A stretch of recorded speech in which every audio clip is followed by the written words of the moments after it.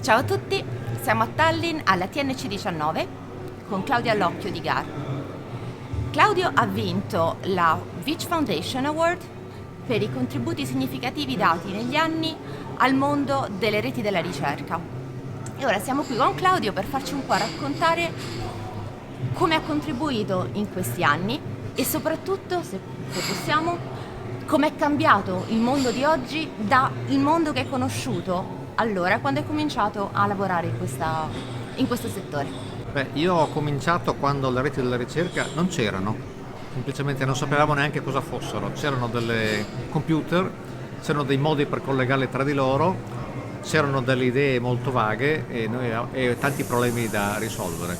Come ho raccontato durante la cerimonia, io ho cominciato per esempio a occuparmi di comunicazione tra le persone perché il problema che avevo da risolvere era convocare tutti quelli del mio gruppo al caffè.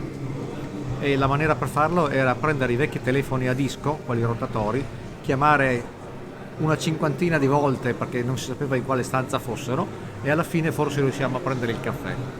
E alla fine mi sono domandato, ma perché? Sono tutti seduti davanti a un terminale, perché non posso mandare un messaggio e tutti quanti arrivano e fra 5 minuti siamo alla caffetteria e ci prendiamo il caffè in pace? Ed è nato così, cercando di risolvere questo problema, e poi dopo da lì è nata la posta elettronica, il servizio mondale, eccetera, eccetera. Quello che era una volta era molto diverso da quello che adesso. Una cosa l'ho detta, eravamo seduti davanti a un terminale, una cosa che vedete nei film di fantascienza di una volta, con i caratteri verdi che vengono scritti uno alla volta, lenti, pensate a James Bond. Ecco, quella roba lì non esiste più. Adesso siete seduti davanti a un workstation, se va bene, se va male, siete seduti davanti a un tablet, a un telefonino, eccetera.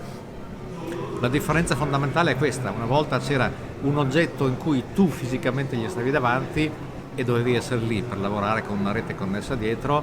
Adesso la rete è dappertutto e ce l'hai in tasca, c'è il telefonino, c'hai tutto quello che ti serve e così via.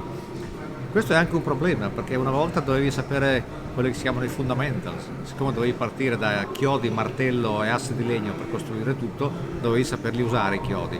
Adesso c'è un sacco di gente che è capace di usare la Ferrari ma non ha idea di cosa c'è sotto il cofano, e questa è una delle cose che abbiamo perso adesso nella rete della ricerca, che dovremmo ritornare a imparare perché altrimenti qualcosa di nuovo non inventiamo. Con la Ferrari possiamo anche fare i 300 km all'ora, ma se si rompe il carburatore non sappiamo neanche dov'è nel cofano, e questo è uno dei problemi che abbiamo adesso. Probabilmente allora avevamo la 500 con la accensione, con lo starter, la manetta e così via.